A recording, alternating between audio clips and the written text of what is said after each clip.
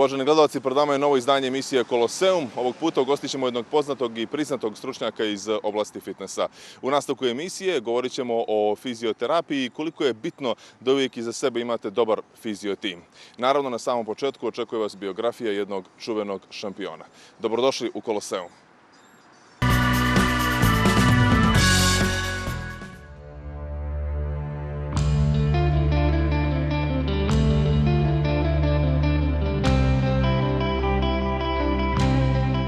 Robbie Robinson, poznat još kao Crni princ i Mr. Lifestyle.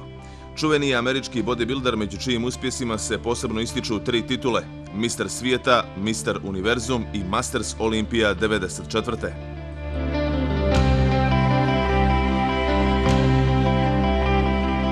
Robinson je rođen 24. maja 1946. godine u Džordžiji, poslije čega je porodica preselila na Floridu. Osvajač je mnoštva šampionskih naslova pod okriljem IFBB-a. Na 170 cm visine težio je oko 90 takmičarskih kilograma. Njegova karijera trajala je gotovo 3 decenije, sve do 2001. kada je najviše zbog određenih zdravstvenih problema odlučio da stavi tačku na bavljenje takmičarskim bodybuildingom i to u svojoj 55. godini.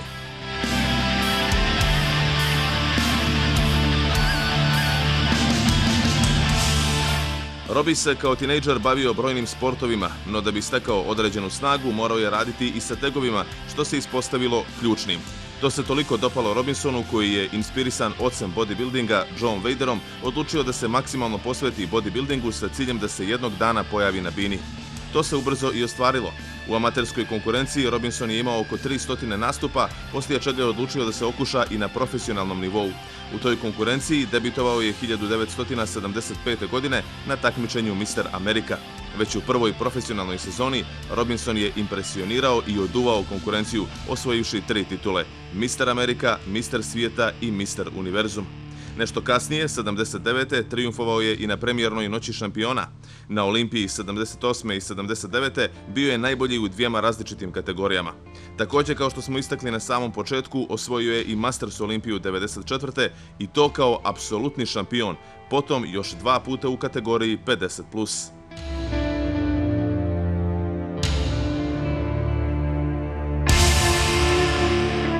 Često ističe da su osnovne vježbe krucijalne i da treba da budu srž trenažnog procesa. Robbie se uvijek oslanjao na teške potiske, veslanje i mrtvo dizanje. Mašine je koristio, ali rijetko.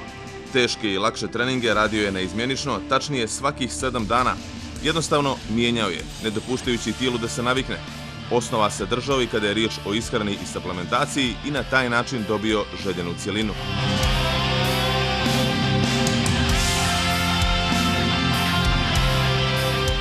I u poznim godinama Robinson ne može bez bodybuildinga. Trenira u legendarnom Gold's Gymu i to prilično intenzivno.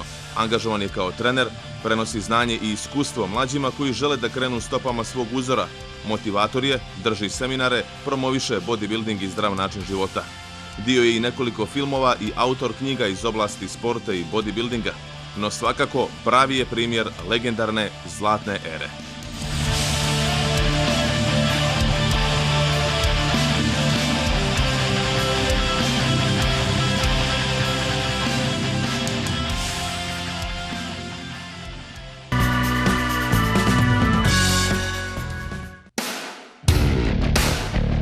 Među poznatim i priznatim fitness trenerima u regionu bez ikakve sumnje je i Marino Bašić. Rođen je 11. aprila 1978. godine u Zagrebu. Magistar je kineziologije i jedan od najuspješnijih stručnjaka na polju fitnessa na ovim prostorima. Vodi Basic Gym One u rodnom gradu od 2012. godine. Drži seminare na kojima prenosi vrijedna znanja i iskustva, autor je nekoliko izuzetnih sportskih štiva i dobitnik brojnih individualnih priznanja. Oženjen je Aleksandrom sa kojom ima kćerku Anastasiju. Predan rad, posvećenost i disciplina na svakodnevnom nivou među ključnim su faktorima uspjeha. A evo i kako je sve počelo. Ovo je dobra riječ što si rekao poziv, da obično kažem da nije ovo zanimanje, da je ovo poziv. Znači ja kad sam bio mlađi, svako se bavi nekim sportom, tako da se ja bavio nogometom u ono vrijeme. I jednostavno, kroz taj nogomet sam puno ulazio u kondiciju, to mi je bilo zanimljivo. Mislim, zanimljivo, bilo mi je velika strast. Onda sam sam sebe počeo trenirati, kad sam imao 15-16 godina, tražio sam načina kako da budem bolji, već sam neke knjige naručivao i čitao prve knjige Winfried Joh Sprint, od jogginga do maratona, Jeff Galloway, to su knjige koje su bile kod nas dostupne, ja sam to proučavao i pokušao trenirati. U ono vrijeme nije bilo baš dostupno ni seminara, ni knjiga, ni YouTube-a, tako da 97. sam upisao fakultet kineziološki, završio ga 2005. i u biti već 20 godina se bavim tom kondicijskom pripremom. Ne samo kondicijskom pripremom, nego i treningom rekreativaca. Kad sam krenuo u to, onda sam trenirao ljude na različitim mjestima i jednom prilikom se otvorilo mjesto da je moj prijatelj imao jednu manju teretanu, 130 kvadrata, iz koje izlazio, onda sam ja to preuzeo, vodio sam 7 godina tu teretanu, nije bila baš nešto reprezentativna, nije bila baš nešto uređena, ali su ljudi dolazili zbog treninga i skupio se velik broj i sportaša i rekreativaca i desila se jedna situacija, ja kažem da je uvijek to neka moć privlačenja kad želiš se otvore stvari. Uvijek mi je bio uzor Jody Franco kako on ima dvoranu i to i otvorila se prilika da pređemo u jedan veći prostor, znači u dvoranu od 1300 kvadrata i to je sad, mogu reći, Basic Gym, jedan veliki performance centar, high performance centar gdje imamo nekih 350 rekreativaca u grupama, imamo oko 60-70 ljudi na privatnim, poluprivatnim treninzima, od kojih su mnogi od njih i sportaši. Znači ima 6 trenera koji rade sa mnom, 2 menadžera džima, znači to je u biti jedan pogon po uzoru na neke američke dvorane. Ali sam uz to gurao i druge stvari, znači gurao sam i seminare, edukacije, među prvima sam krenuo s tim seminarima iz jednostavnog razloga, išao sam po svijetu, naučio sam neke stvari, i onda sam te stvari prenosio dalje na ljude koji se žele izučavati, znači treneri, fitness treneri, kondicioni treneri, studenti, znači kineziologije, studenti sporta koji žele postati treneri da im pomognem u tom poslu. Tako da sad imam dosta tih seminara, imam svoju certifikaciju Basic Training for Life, koja je jedna od glavnih stvari koju radim, to je sustav treninga koji provodimo u svojoj dvorani i mislim da to funkcionira. To sam napravio na osnovu utjecaja svojih mentora, na utjecaju iskustva i tako da balansiram, pola je rad sa vrhunskim sportašima, pola je rad sa rekreativcima. Bašić je već godinama u svijetu fitnessa, te je imao priliku sarađivati sa mnogim priznatim imenima i prikupljati neophodna znanja. Među njima svakako se ističe i Marinov mentor Steve Maxwell. Moj mentor je Steve Maxwell, to je čovjek koji ima 65 godina, jedan od najpoznatijih svjetskih trenera, koji je imao i svoju dvoranu i drži niz seminara po svijetu i putu, jedan od najvećih stupnjeva brazilske jiu-jitsu, koji je bio trenirao Greg Gracie obitelj i tako dalje. Stvarno vrhunski fitness trener i vrhunski kondicijski trener, ali mislim ja sam bio pod utjecajem i drugih ovih koji su u svijetu fitnessa broj 1, znači i od ovih, kako se zove, Alvina Kozgora, Kristijana Tibidoa, imam puno njih, Zeki Veneša, nekih starijih trenera, nekih novih trenera, znači od svakog se uzme nešto, znači ako želite weightlifting, odeš kod Klokova na seminar, ako želiš neku mobilnost, poslušaš malo Kelija Stareta i neke druge stvari, tako da što god sam mogao sam završio, znači od rada s kettlebellom do nekih seminara šta su vezani uz mobilnost, do seminara od Martina Runija, Training for Warriors, Alan Pearson, brzina, agilnost, koji je bio trener kondicijskih arsenala i tako dalje. Uglavnom sam se trudio da sva područja naučim i onda uđem u neko područje, znači koje me zanima i ja smatram da jednostavno trener mora znati sve tehnologije treninga i onda ste u biti imate neku slobodu u poslu. Znači ti ako znaš raditi sa svim rekvizitima, znaš raditi sa rekreativicima, različitim sportašima, nebitno radi u Crnoj Gori, Africi, Americi, ti dođeš, pokažeš svoje znanje i mislim da onda nemaš nikakvog straha. Naravno da uz to treba iskustvo, znači morate otrenirati određen broj ljudi, treba vremena. Rad sa rekreativcima nosi određene draži, međutim rad sa profesionalnim sportistima našeg sagovornika posebno ispunjava. Bašić izdvaja i imena sa kojima je bila posebna čast i zadovoljstvo sarađivati, što je krunisano izuzetnim uspjesima. Imao sam čast da treniram velike sportaše i još uvijek ih treniram. Znači, braća Sinković, znači veslači koje dok sam trenirao uzeli su zlatnu olimpijsku medalju u Riju. Mislim da zlatna olimpijska medalja je najveća stvar. Mislim, oni su nevjerojatni sportaši, tako da, ne znam, 6-7 godina su bili neporaženi i tako dalje. Nekoliko godina sam radio sa njima, onda Borna Ćorić koji je vrhunski tenisač. Njega sam trenirao kad je bio prvi junior svijeta, osvojio je US Open juniorski. I nakon toga je sa 18 godina pobijedio i Nadala i Mareja i tako neke i mislim da će on u budućnosti biti top 10 ako ne i više i zadnje 3 godine se radio sa Milošom Raonićem koji je vrhunski tenisač, ali posebno mi je sad čast da do ove godine mi dolazi na treninge Mirko Filipović. Iako se umirovio, on trenira puno, tako da trenira takvog jednog šampiona, mislim da vi kao trener naučite vi se nadopuniti jer osim što trenirate različite sportaše, pa moraš upoznati taj sport, ali ujedno tih šampiona puno stvari naučiti. Tako da na svakom treningu od njih naučim. Ima tu još vrhunskih nogometaša, nedavno sam bio u Majorci kod Ante Budimira, koji igra u Crotoneu, pa sad igra prvu španjolsku ligu. Tako da imam puno sportaša, teško mi uopće nabrojiti da neke ne zaboravim. One s kojima dugo radim, znači to su Filip Zupčić, skijaška reprezentacija, Istok Rodeš, znači najbolji hrvatski skijaš, s njima radim već jedno zadnjih 7-8 godina, i ja i moj tim trenera, tako da mislim kad radite s nekim tako dugotrajno, onda stvarno to već neki viši nivo, i mislim da onda trener može reći ja sam pomogao nekome.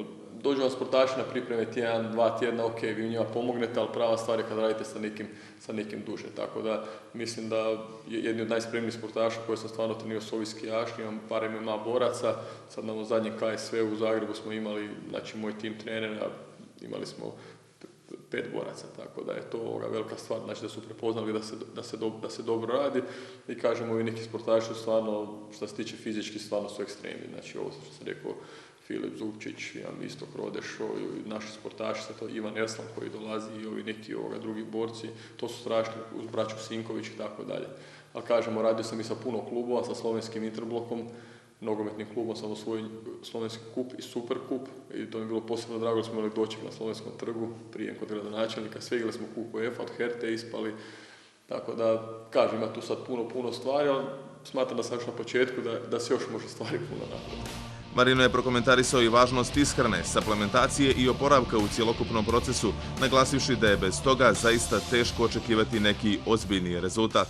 Jako je bitno su i prehrana, znači za oporavak je prva stvar spavanje i prehrana. Znači prvo da se posloži neka normalna prehrana, neke određene savjete i pripremu dajem ja, za ostalo imam skupinu nutricionista koji mi daju savjete i tako dalje. Što se tiče dodataka prehrani, u današnjem sportu je jako teško bez njih, jer jednostavno se tijelo troši, tako sad je stvar samo odabrati dobre stvari, na tržištu puno ima stvari koje funkcionira, ne funkcionira. Konkretno ono što koriste moji sportaši, što koristim i ja, znači od nekog whey proteina, znači glutamina, BCA, to su neke osnovne stvari koje koristimo, znači vitamini, minerali, sad to određeno magnezij, klorid, neke druge stvari, onda za imunitet, mumija, omegu, pa zatim soda bikarbona da se otkiselimo, pa ima određeni protokoli prije tenisa, prije nogometnih utakmica koji se mogu koristiti da se podignu performanse, onda još određene neke stvari oko nekih drugih dodataka. Kaže se tu samo stvar da se malo dublje uđe u to i da se posloži vezano za pojedini sport. Ali kažem, puno dodataka ima koje funkcioniraju, a puno dodataka ne funkcionira. Sad treba tu odabrati, treba ući u to područje. Trener, nažalost i na sreću, mora ući taj dio, mora ući malo u kineziterapiju, to znači, ne znači da ste kineziterapeut, morate ući malo u psihologiju, ne znači da ste psihologa, morate znati te vještine kao i prehranu dodatke. Poznato je da naš gost mnogima pomaže da u trenerski posao uđu na najbolji mogući način i steknu kvalitetne osnove. Dovoljno govori podatak da je više stotina ljudi pod Bašićevim nadzorom krenulo uspješno da se bavi trenerskim poslom. Naravno, konstantna edukacija je krucijalna. Imamo svoju Basic Pro certifikaciju, do sad imam 215 certificiranih trenera, znači diljem regije, znači to je Hrvatska, Bosna, Crna Gora, Srbija, ali imam i ljudi koji rade, naših ljudi koji rade u Austriji, Švicarskoj, svugdje. I u biti ono što je meni cilj bilo napraviti jednu zajednicu trenera, da si međusobno pomažemo, znači oko savjeta o treningu, savjeta o odnosu sa klijentima, savjeta o opremi, savjeta o preporukama, znači imam određeni broj trenera koje sam preporučio, 2 trenera mi rade u Shenzhenu, u Kini, jedan je otišao u Šri Lanku i tako dalje, znači jednostavno cilj da im pomognemo oko posla. To postoje određeni treneri koji dolaze kod mene na certifikaciju, koji rade u nekim komercijalnim teretanama, imaš svoje personalne trenere, imaš svoje ljude koje treniraš, ali ima ljudi koji imaju svoje studije od 100 kvadrata, 200, tako da svakom želim pomoći na taj način. A što se tiče nekih drugih seminara, tu držim redovito seminare bodyweight, kettlebell, bugarske vreće, weightlifting, funkcionalni trening, tu mi je prošlo vjerojatno još jedno 500-600 ljudi sigurno. Ali kažem, moja certifikacija je nešto više i puno ljudi kojima sam pomogao i napravio posao, da mi kasnije surađujemo, to je cilj. Nije cilj da samo stanemo nakon certifikacije, nego ja smatram da tu počinje naša suradnja, da ih moram mentorirati da bi nešto napravili. Ko što imam svoje mentore, neke starije, neke ljude koji žive u Americi, Kanadi i ne znam u nekim drugim državama, tako ja želim njima pomoći. Malo problem što kod nas je još uvijek znanje malo sporije dolazi. I onda ja znam da je problem ljudima doći do nekih stvari, nije da sad svaki vikend imaš neki seminar, nije da možeš doći do određenih ljudi koji će ti pomoći. Ja smatram da su treneri na našoj regiji jako, jako kvalitetni i dobri, međutim fali im vještina kako da naprave dobar posao i fali im problema sa usavršavanjem i nemaju ljudi kojima bi se mogli obratiti da im daju savjet, da im skrate taj put. Kao što smo istakli na samom početku, Bašić je napisao i 2 knjige koje mogu biti od koristi svima. Cilj moje knjige, jedne i druge, jedna je Bodyweight, druga je Basic Training for Life, je bila da bude jednostavna, da je primjenjiva za svakoga. Meni su neki treneri rekli, joj, nije ti dovoljno stručno. Ja sam rekao, nije stvar termina nekih stručnih, jer je ovisno o tome za koga pišeš. Ja sam to pisao i za široku populaciju, za trenere, da imaju kao neki priručnik, da se mogu podsjetiti na neke stvari, da je sustav jednostavan, da je sustav primjenjiv. Puno sustava u današnje vrijeme nisu održivi. Puno sustava ima sad što dolazi, ali su oni ili jednostavno kratkotrajni, ne možete se baviti s njima 20 godina i dovode do toga da ljude pretreniraju ili povređuju. Tako da treba odabrati prave stvari. Druga stvar, opet, je puno lakše kad imate pisanu riječ, možete čovjeku reći, gledajte, pročitajte tu knjigu, više ćeš saznati u tom sustavu, pa onda možemo dalje pričati. Dosta ljudi ima puno znanja, ali nema to sistematizirano. To je ono što je meni dalo ideju. Ja sam jedne godine bio u New Yorku 15 dana, išao sam od teretane do teretane, dvorane do dvorane, pitao ljude kako rade, šta rade. Sam shvatio da moji treneri, ja radimo kvalitetne treninge, međutim nemamo sustav. I zbog tog sustava nismo imali dovoljan broj ljudi, ni malo smo bili neorganizirani. Onda sam vidio da ovi jednostavno Amerikanci imaju puno bolju organizaciju, puno bolji sustav. Ono, po McDonald'su, ja kažem, McDonald's u Podgorici, Zagrebu, New Yorku, Washingtonu, bilo gdje u Aziji je isti. Isti meni, isto se ova nasmije, isto je sve. Znači imaju neki sustav, nebitno nešto valja ili ne valja, ali imaju sustav. I onda to je ono što ja htio u svojoj dvorani napraviti, da jednostavno bude prepoznatljiv sustav, da treneri svi rade na isti način i da klijenti prepoznaju šta oni to dobivaju. Dosta klijenata u današnje vrijeme je zbunjeno. Puno informacija, oni ne znaju šta njima treba. Ono što je u današnje vrijeme najbitniji su 2 pojma longevity, znači dugovječnost i anti-aging, nešto da smanjuje starenje. I to je ono što sam ja probao svoj sustav staviti, da imamo određene vježbe reseta, znači ispravljanje posture, jedan dio vježbi da vam oblikuje mišiće, znači jedan dio da napravite fat loss, da izgubite masnoću, to je ono što čovjek želi, i neku prevenciju od povreda, poboljšate mobilnost i sve. I mislim da u tom sustavu dobijete sve, jer određeni sustavi su dobri. Međutim, vi ako radite neku bodybuilding tehnologiju, ne ubacite baš mobilnost i vježbi reseta. Ako radite neki high intensity trening, ja nemam ništa protiv insanity, crossfita ili nečega, ali opet za dosta ljudi je to previše, oni se pretreniraju i ne možeš ti u 50. godini se baviti time do 70. godine, nije održivo. Tako da, kažem, jednostavno smatram da treba takav neki sustav da je dostupan za svakog čovjeka, ali u današnje vrijeme ljudi koji rade mogu 3 puta tjedno trenirati, teško da mogu više trenirati uz današnji način života, obitelj, posao. Na kraju vrijedi istaći da ono što je zajedničko svim sportistima koji pripadaju samom svjetskom vrhu jeste šampionski mentalitet. Kako sam imao mogućnost da radim u svjetskom tenisu, mislim, poznao sam i u nekim drugim sportovima, ali što se tiče ovoga, znači svjetskog tenisa, mislim, Nadal, Novak Djokovic, to su šampioni, znači ono što njih čini drugačije, drugi sportaša je njihov taj mindset. To je ono što, ok, trening može biti ovakav ili onakav, ali jednostavno to su ljudi koji nemaju prepreka, oni su odlučili neke ciljeve postići i oni idu preko toga, vidite da njih ni povrede ne zaustavljaju, ni ništa, mogu ih malo usporiti, oni idu dalje. Mirko Filipović isto tako, njega ništa ne zanima, nema kod njega alibija, onda vidite da tim svim ljudima su te stvari slične. Stvari iste i to razlikuje zašto oni šampioni, zašto nisu. Ja treniram različite sportaše i onda točno vidim spremanje, sve je dobro, ali mu fali taj šampionski mindset. Sad to treba ili izgraditi, ili se možda neko rodi s time, ili treba probuditi, ne znam, znam u skijanju ovoga, kako sam radio isto, Janica i Ivica Kostelić isto, nema ograničenja, imaš 13 operacija koljena, ideš dalje, nema tu, ok, ljudi možda plate veliku cijenu, ali jednostavno nema zaustavljanja. Znači, ja sam bio sad kod Ante Budimira u Majorci, to je čovjek koji cijeli dan radi sve što treba u klubu, van kluba. Znači, ovi moji sportaši, stvarno svi koji su najbolji su totalno posvećeni od hrane, spavanja, dodatnih vježbi kondicije, dodatnih mentalnih stvari, fizioterapije, nekih drugih stvari. Znači, jednostavno ne čini sportaša samo trening, nego čini ga to sve. A sad nije lako to održati godinama. Znači, da, nije lako 20 godina, sad ti ja možemo doći svako jutro raditi, ne znam, sat vremena mobilnosti i paziti šta jedemo, ok, ali moramo to sutra, preko sutra i sad nakon mjesec dana čovjek pukne. Nije svako šampion da to drži 20 godina, tako da, kažem, mislim da je tu glavna razlika, ovi najveći su stvarno takvi, nemaju alibija, stvarno su, i to je neka posebna energija, kad ste uz njih osjećate se bolje. Znači, mislim da se sportaš i rađa, ali i izgrađuje. Za sve koji se bave sportom, pogotovo na profesionalnom nivou, fizioterapija čini veoma bitan dio kompletnog procesa. Takmičarski zahtjevi postaju sve izraženiji, fizička i emotivna potrošnja je ogromna, ide se i preko granica, rizik od povreda raste, te je jasno da je dobar i kvalitetan oporavak neophodan. Tu su naravno adekvatno liječenje i rehabilitacija, ali pažnju treba obratiti i na područje prevencije. Zbog svega navedenog, fizioterapeuti u sportu polako ali sigurno dobijaju sve veću važnost. Imamo jedan trend gdje imamo fizičku aktivnost zastupljenu maksimalno trenutno kod naše populacije, što znači da se fizičkom aktivnošću ne bave samo ljudi koji su profesionalci, pa je to neđe usko vezano za sport, već imamo veliki broj rekreativaca. Samim tim imamo i veliki broj povreda. Znači, nikad se više nije treniralo nego sad, stoga ta povezanost povreda i trening su, ajde kažem, nekako ruku pod ruku, naročito kad se ne radi pravilno.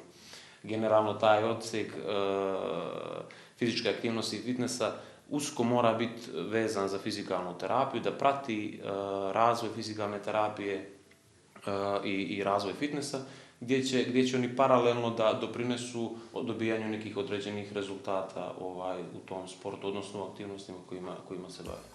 Iako se veći broj ljudi trenira u teretani, činjenica je da većina ne radi kako treba, naročito kada je riječ o tehnici i samim tim ne dobija željene rezultate.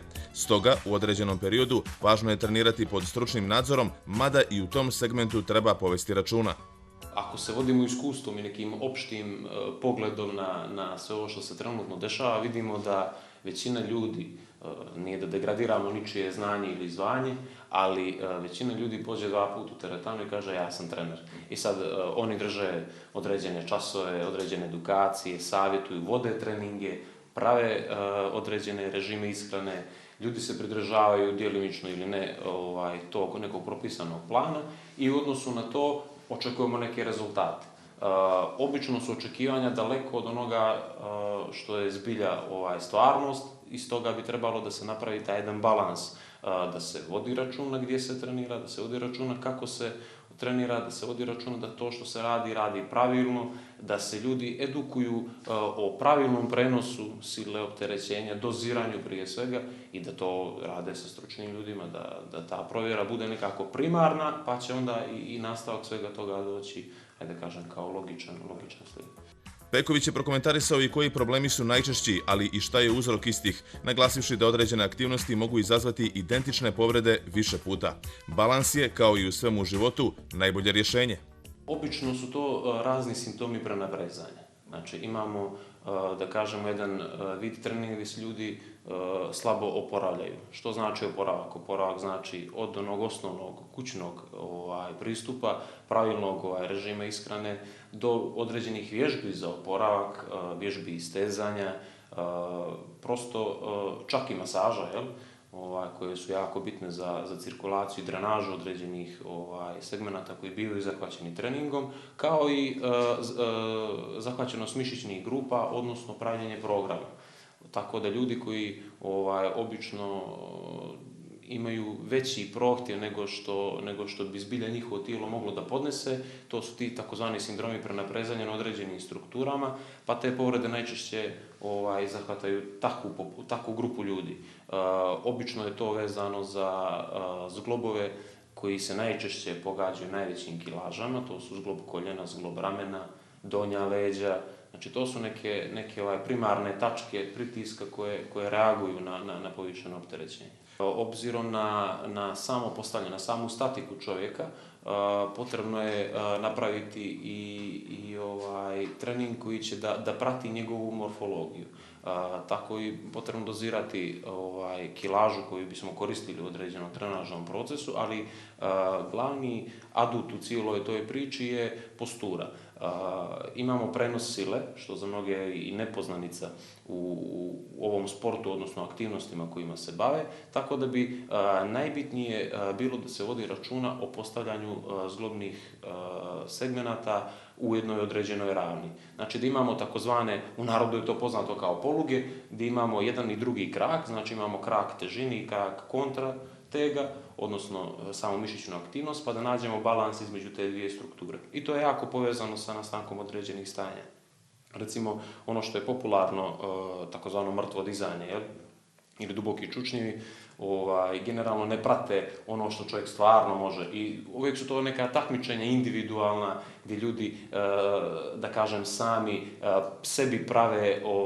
u sebi prave takmičara pa se tjeraju sa nekakvim kilažama bez ikakve potrebe. Većina njih ne živi od tog sporta i jednostavno nema potrebe da se žuri za nekakvim brzim rezultatima. Kad kažemo rezultatima, mislimo na podignutu kilažu ili težinu, a ne mislimo na ono kako su se oni izgradili u tom nekom međuperiodu. Tako da je jako bitno da se napravi taj balans između onoga što ti možeš da podneseš i onoga što staviš da bi to podnio.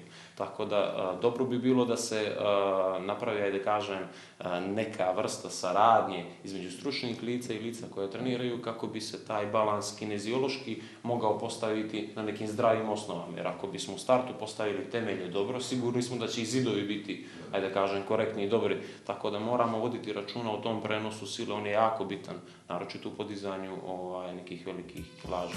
Zglobovi i ligamentarne strukture nešto su o čemu posebno treba povesti računa. Valja imati na umu da im se ne smije dozvoliti da duže trpe suvišno opterećenje. Pritisak na zglobu je posljednja opcija koju treba tretirati kao pritisak, odnosno prenositi opterećenje na nju.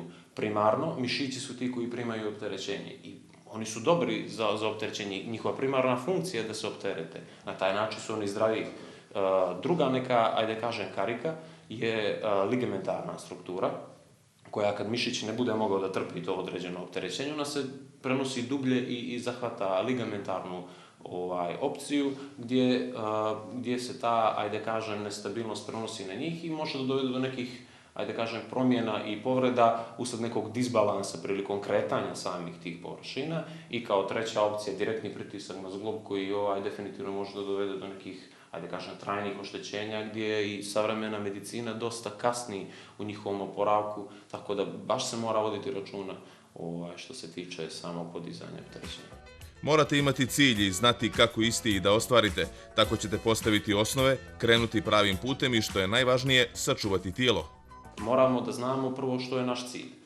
Da li ćemo da li ćemo razvijati mišićna vlakna, po kojem tipu imamo brzo kontrahujuća i sporo kontrahujuća mišićna vlakna, kojim vidom aktivnosti mi želimo da se bavimo, da li je to aerobni ili anaerobni vid aktivnosti. Znači da ne dolazimo sad u situaciju sukoba ciljeva, nego prosto da postavimo neke ciljeve šta mi želimo da napravimo od sebe, odnosno kojim putem želimo da se razvijamo i u odnosu na to da gradiramo trening. Onda ćemo tako znati kako treba da razvijamo mišićnu grupu, koji je to vid istezanja, jer mal mišić koji je kratak, ajde nazovi, odnosno skraćen zbog velikog opterećenja, ima moć kontrakcije, odnosno djeluje po tom konceptu. A mišić koji je dobro istegnut, dug, on ima moć kontrakcije mnogo veću i na taj način to je mnogo zdravija kontrakcija, obim pokreta je pun, što je direktno povezano s ovim pitanjem koje ste rekli, koje ste postavili vezano za pokretljivost zgloba. Znači imamo mišić koji je dug i stegnut, neće naškoditi pokretu u zglobu, što smo sigurni da neće dovesti do stradanja nekih zglobnih struktura. Već ako je pokret slab i nema pun obim u određenom zglobu, tad mogu da nastanu problemi upravo kad se proizvode neke jače mišićne kontrakcije i onda zglob ne može da trpi, odnosno sila se mnogo brže i više prenosi na samu strukturu zgloba nego što bi to mišić mogao cijelom tom svojom dužinom da prenese u nekoj narednoj mišićnoj grupi i aktivaciji tih svojih sinergista, odnosno pomagača u izvođenju određenog pokreta.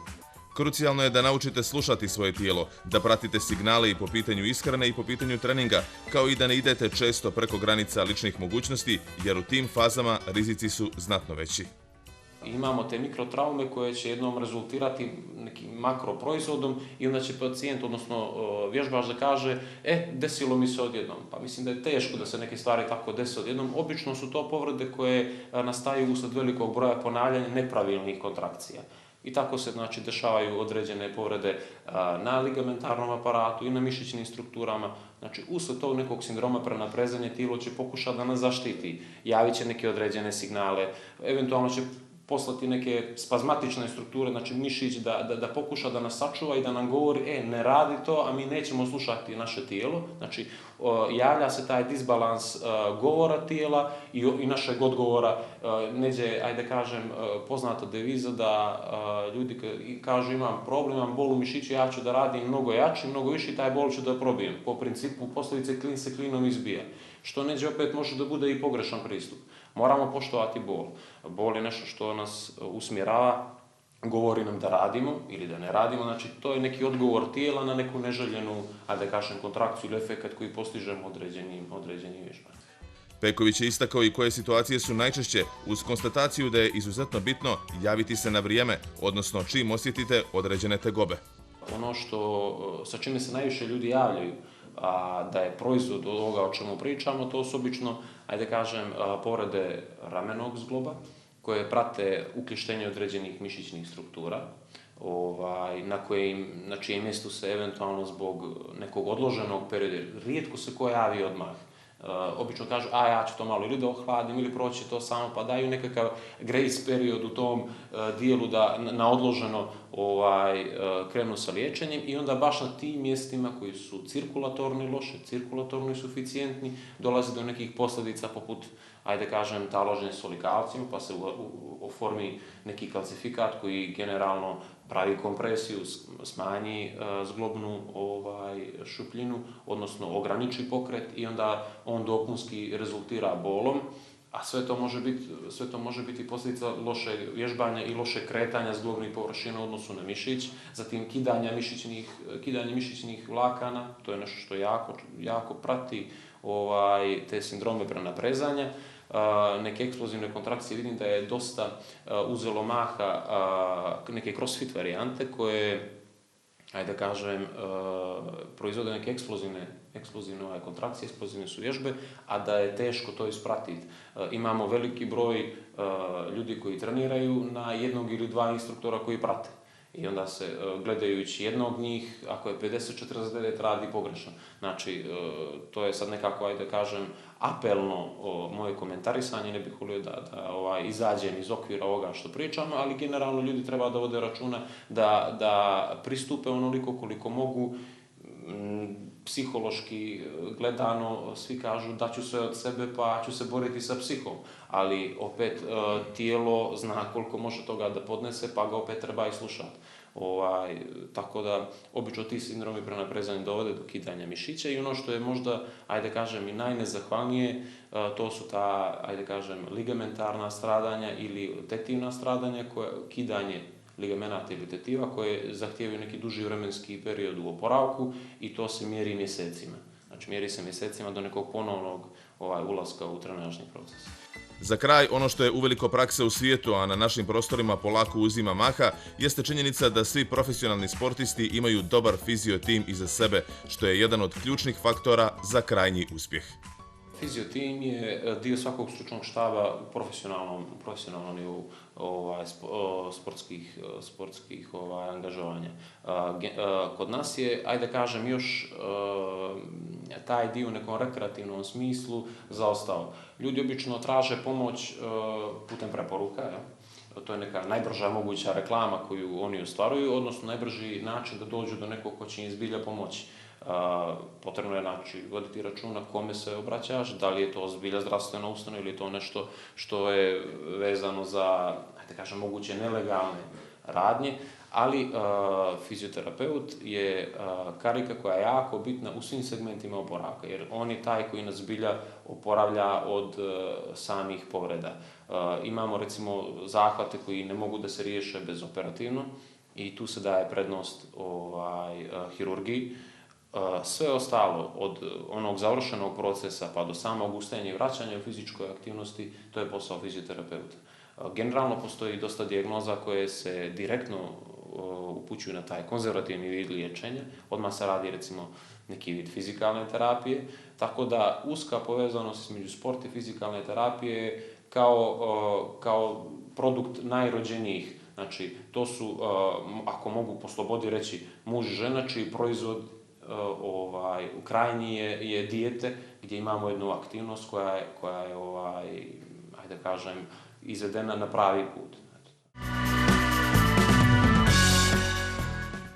Poštovani gledalci, bilo bi to sve u ovoj emisiji Koloseum. Podsjećamo da ovu i sve prethodne emisije možete pronaći na našem portalu rtcg.me kao i na YouTube kanalu. Ponovo smo tu za 7 dana.